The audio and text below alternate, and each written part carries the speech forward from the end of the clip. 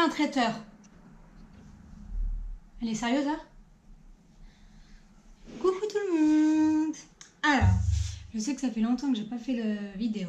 Il faut savoir aussi que je fais les vidéos par rapport aux avancements de nos préparatifs pour le mariage. Étant donné que le mariage est prévu pour 2019, disons qu'on a un petit peu le temps et du coup, voilà, les vidéos ne s'enchaînent pas, mais bon, au moins vous avez le temps de pouvoir voir. Aujourd'hui, le sujet de la vidéo, ça va être le rétro-planning du mariage. Donc dès que vous décidez à vous marier, bon, déjà vous annoncez le mariage à votre famille, ou aux amis proches du moins. Vous réfléchissez au style du mariage. Quand on dit ça, c'est plutôt tout ce qui est-ce que ça va être laïque, est-ce que ça va être religieux, ou est-ce que ça va être petit mariage, grand mariage, enfin voilà, c'est surtout ça. Établir un budget, ça c'est très très important parce que si vous n'établissez pas un budget, très vite vous allez être submergé par tout ce qu'il faut payer et tout ça. Enfin, et pas que pour le mariage en règle générale, pour tout ce qui est la salle de réception, la bouffe, la robe de mariée, enfin vraiment tout ça, essayez de vous établir un petit budget et comme ça vous saurez un petit peu où est-ce que vous en êtes. Après, il y a la liste d'invités, évidemment, pour savoir justement est-ce que ça va être un petit mariage ou un grand mariage. Fixer la date de mariage. Réserver un lieu pour la réception. Donc là, ils le disent, moi c'est ce que je voulais faire, réserver. Mais je n'ai pas vraiment envie de réserver tant que l'église n'est pas réservée non plus. Vous voyez ce que je veux dire? Parce que si, imaginons, au moment où je réserve l'église, et il n'y a pas la date que je veux, du coup la réception je sais pas trop si c'est possible d'annuler tout ça, donc voilà, je préfère pas.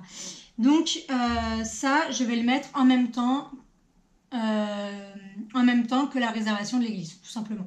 Mais ça c'est à voir là où vous allez vous marier, tout ça. Après évidemment c'est différent en France, parce qu'en France je sais qu'il faut énormément de temps pour réserver. Des fois c'est 2 ou 3 ans avant. Surtout si c'est des endroits très très demandés, donc ça, même si vous n'avez pas l'église ou autre, ouais, faites-le, je pense que c'est mieux. Après, du coup, contacter la mairie commune, ça évidemment c'est propre aussi là où vous allez le faire. Donc nous c'est l'église, et justement on voulait déjà le faire là à Noël pendant qu'on y était pour les vacances, sauf que non, justement il faut qu'on attende septembre prochain. Donc c'est aussi un petit peu le problème. Donc voilà. Ça, voilà, c'est pour ça que je vous dis que tout est... Ce rétro-planning est personnel à chacun et il faut vraiment que vous voyez. C'est pour ça, prenez un rétro-planning et après faites le vôtre, vraiment. N'essayez pas de vous restreindre forcément à la liste qu'on vous dit. Choisir un traiteur. Donc là, il y a écrit prendre congé à son travail. C'est une bonne idée, oui, en effet. Comme ça, au moins, vous êtes sûr d'avoir... ce tel week-end et tout ça. C'est vrai que c'est un bon point, prendre congé à son travail. Un an avant. Donc un an avant, vous envoyez un save the date. Donc dans une autre vidéo, j'ai déjà fait le comparatif entre un save the date et un faire-part. Choisir un photographe et éventuellement un vidéaste. Là, il y a écrit organiser une fête de fiançailles pour que la famille du marié et de la mariée se rencontre. Nous, on va pas forcément en faire. Voilà, c'est une idée, hein, c'est une idée. Je dis pas que c'est pas bien, mais voilà, c'est une idée. Et après, voilà, là ils disent un an avant, mais c'est comme vous voulez, quoi. Ça peut être avant, au moment de l'annonce des fiançailles, justement, ou un petit peu après. Enfin, c'est vraiment au goût de chacun. Et là, il y a écrit chercher la robe de mariée. Un an avant. Ouais, pourquoi pas. Moi, je sais que je veux surtout... Là, j'ai commencé un petit peu à perdre du poids et je me suis fixé un poids avant du coup de choisir la robe, parce que si je perds du poids et que là je commence déjà à chercher, c'est un petit peu bête, quoi. Je veux dire, autant être au poids que je veux, ou du moins être vraiment bien dans mon corps, et ensuite commencer à vraiment chercher la robe. De toute façon, j'ai encore le temps, mais voilà. Un an avant, ça voudrait dire juin. Je pense que oui, pour moi, ça peut être pas mal. Et je pense qu'un an, c'est bien parce que ça vous laisse vraiment le temps de réfléchir, de refaire les mesures et tout ça. Parce que si vous le faites après, je pense que vous serez trop stressé et vous risquez de ne pas prendre celle qui vous plaît vraiment. Donc vraiment, un an avant, c'est bien. Ensuite, 10 mois avant, réserver un coiffeur et un maquilleur. Je pense que c'est pas mal, surtout si vous êtes sur Paris ou des grandes villes. C'est des prestataires qui sont sûrement beaucoup demandés. Choisir un fleuriste et un DJ. Réserver le matériel de location, s'il y a besoin. Prévoir un véhicule pour les mariés. Réserver l'hôtel pour la nuit de noces. Et il y a écrit chercher des hôtels pour les invités. Moi, je le vais mettre entre parenthèses parce que comme j'ai déjà pu le dire dans une vidéo, c'est pas vraiment le rôle des mariés. Vous pouvez les aider, mais vraiment le chercher, non. Donc, et puis 10 mois, pas forcément. C'est vraiment, je pense que dès que les invités commencent à, à penser au transport pour aller à votre mariage et tout ça, bah là, vous en parlez et vous verrez. Mais que ce soit 10 mois, 5 mois avant, 1 an avant, peu importe quoi. Ensuite, 6 mois avant, ça se rapproche. Il faut commander les faire-part. Choisir les témoins et enfants d'honneur. Perso, les témoins, je les ai choisis tout de suite. J'ai pas attendu 6 mois en fait. Enfants d'honneur, vu qu'on n'a pas beaucoup d'enfants dans la famille, pour ce genre de choses-là, on les a déjà en fait. Mais témoins, moi je dirais tout de suite en fait. Enfin, pour moi, témoins, c'est des gens qui sont vraiment tellement importants que je pense que dès qu'on commence à penser au mariage, on sait déjà un petit peu qui est-ce que ça va être. Donc 6 mois avant, ça me paraît tard quand même. Réserver le voyage de noces, ça peut être pas mal. Après, tout dépend quand est-ce que vous allez faire le voyage de noces. Parce que si vous le faites tout de suite après le mariage, 6 mois avant, ça risque d'être un petit peu trop cher. Surtout si vous allez loin. Donc je dirais même avant, hein, limite. Donc tout dépend en fait de quand est-ce que vous décidez de faire le voyage de noces. Préparer la liste de mariage. Une liste que je vous ai déjà fait un petit peu, la checklist dans l'ancienne vidéo. Et choisir la tenue du marié. 4 mois avant. Trouver les accessoires de la mariée. Donc évidemment... Avant ça, il faut avoir trouvé la robe. Parce que si vous n'avez pas la robe, clairement, les accessoires, c'est comme pour toute tenue, hein, vous ne choisissez pas les accessoires avant votre tenue. Enfin, je pense pas, non. D'abord, vous vous habillez et ensuite les accessoires. Choisir les menus et les boissons. Bah ouais, ça, sauf si c'est déjà dans le traiteur que vous avez choisi auparavant qui l'organise.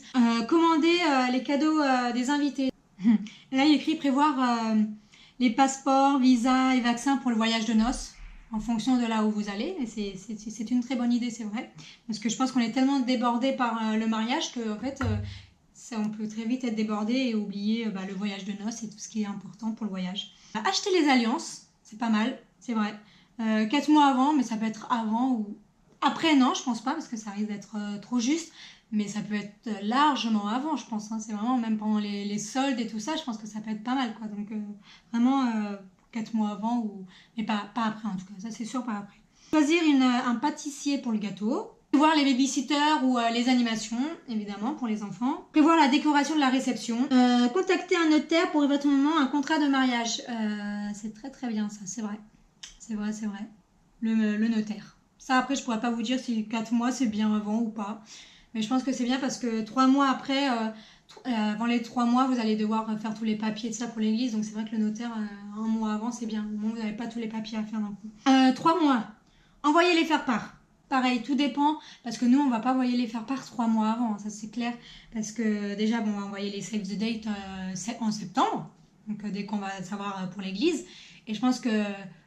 Le temps je pense qu'on va déjà avoir pensé aux faire-part avant, mais le temps de les faire, parce que Thiago, il veut les faire fait main, donc voilà, mais le temps de les faire et tout ça, en fait, on va essayer de les envoyer le plus vite possible pour que les gens ils puissent prendre leur billet tout de suite. Donc, tout dépend aussi si c'est loin ou pas de chez vous, mais 3 mois, pour que les gens ils s'organisent et tout ça.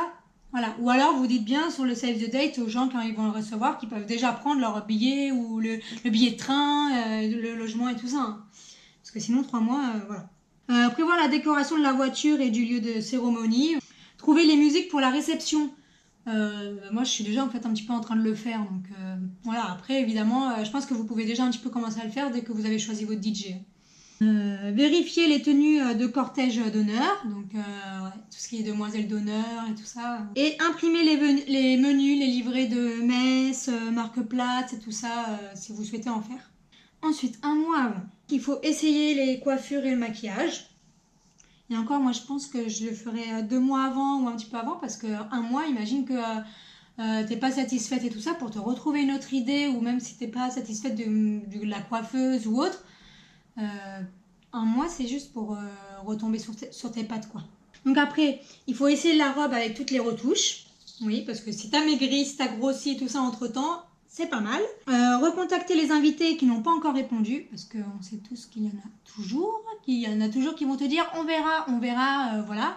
Et après, en fin de compte, ils ne te préviennent pas, donc il faut les recontacter, et même je pense un mois avant, parce que tout dépend du lieu de réception, mais je sais qu'il y a des lieux de réception qui attendent une réponse avant telle date du mariage. Donc en fait, il y a un moment où tu es obligé de donner un nombre d'invités avant telle date. Donc je pense que même un mois, c'est pas suffisant. Préparer le plan de table, et ça, je pense que c'est même avant, moi, que je vais le faire dès que j'aurai un petit peu la liste des invités, les réponses et tout ça. Je pense que je le ferai même avant un mois, parce que je sais que le plan de table, c'est une prise de tête. Enfin, moi, je sais que quand je vois les gens, j'en ai pas vu énormément, mais quand je vois un petit peu les gens qui s'occupent de leur mariage et tout ça, qui préparent, je sais que le plan de table, ça a l'air mais horrible, quoi. Moi, j'ai déjà un petit peu des idées, tout ça, mais c'est vrai que un mois, tu seras déjà bien stressé, tu vas pas te stresser encore plus. Donc, je pense que dès que vous avez la liste des invités, un petit peu les réponses des gens et tout ça, commencez à le faire. Vérifier la taille des alliances, c'est pas mal parce que bon, des fois quand on maigrit et tout ça, bah, ou grossit, bah voilà, ça rentre plus. Donc ça serait bête que le jour de la cérémonie, vous essayez de mettre et que soit ça rentre pas, soit au contraire vous voyez qu'elle est trop grande. Donc voilà. Et selon la tradition, bah, il faut prévoir quelque chose de vieux, de neuf, d'ancien, d'emprunté et de bleu. Porter ses chaussures. Déjà pour porter ses chaussures, bah, il faut les avoir trouvées. Et c'est vrai que moi c'est ce qu'on m'avait dit aussi, bon un mois. Quoique si un mois, parce que si vous supportez pas les talons comme moi, je pense que oui, je vais commencer un mois avant, déjà pour m'y faire et pour m'y habituer. Parce que même si je sais que je vais changer de chaussures, je vais changer de chaussures dans la journée, ça sera pas pendant la cérémonie, quoi. Ça sera vraiment à la fin, vers la nuit, quoi, quand on va commencer à danser, tout ça. Donc il faudra quand même que je supporte mes chaussures. Donc c'est vraiment, ça c'est une très très bonne idée. Et prévoir un kit de survie, mais ça je pense que vous pouvez surtout le voir avec vos demoiselles d'honneur. Alors, on passe à une semaine. Donc, confirmer les rendez-vous avec les prestataires. Et je pense que même ça, vous pouvez le faire 2 semaines avant. Si vous êtes stressé comme moi, je sens que je vais le faire même avant parce que une semaine avant, imagine, il y a une merde, mais on sait jamais, hein, franchement, on sait jamais dans la vie. Et qu'une semaine avant, ils vous disent ah bah non, en fait, non. C'est voilà quoi. Au moins le faire 2-3 semaines avant, comme ça au moins vous avez quand même une petite marge pour retomber sur vos pattes. Faire un planning de la journée et le donner aux proches et prestataires. Faire les valises pour le voyage de noces, bah, si vous le faites tout de suite après. Fournir les musiques au DJ et pour la cérémonie. Préparer le riz ou autre pour la sortie de cérémonie. Et se reposer et se détendre, évidemment, parce que je pense qu'une semaine avant, vous êtes bien stressé, donc il faut vraiment trouver du temps pour soi. 3 jours à un jour avant. Il faut faire la manicure. Préparer le tenue, les accessoires, les alliances et les documents. Décorer le lieu de réception et le lieu de cérémonie et apporter le matériel. Donc ça évidemment c'est à voir pareil avec le lieu de réception.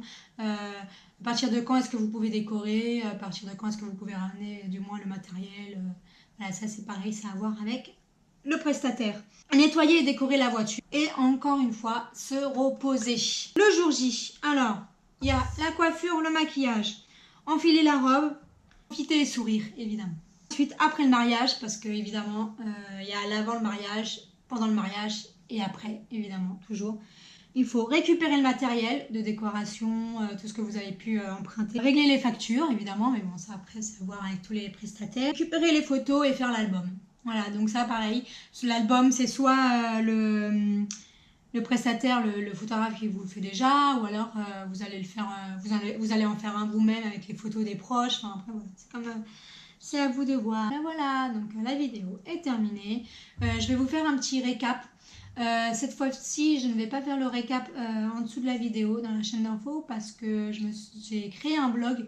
Donc je vais le faire, je vais faire la petite récap dans le blog et je vous mettrai le lien du blog. N'hésitez pas à me suivre sur Instagram. Donc j'ai changé de nom. Donc Love Wedding Travel. Facebook, Hello Wedding, ça n'a pas changé. N'hésitez pas. Si vous aimez ma chaîne, vous aimez l'idée, tout ça, n'hésitez pas à vous abonner à la chaîne, à liker la vidéo et à laisser des petits commentaires quand même. Ou même si vous avez déjà été marié, que vous avez des choses à me dire pour améliorer les choses que je dis, mais aussi pour donner des astuces aux gens qui regardent justement et qui sont intéressés, des choses que je n'ai pas dit, qui peut aussi aider. Donc si au contraire vous avez déjà été marié et que justement vous voyez que je dis quelque chose et que vous vous dites ah mais non moi j'ai fait ça comme ça et j'ai trouvé que c'était pas bien, bah, dites-le moi pour justement améliorer et pour dire aux autres bah non il vaut mieux être comme ça. Je veux vraiment que cette chaîne ça soit un partage entre vous et moi. Sur ce, des bisous, ciao.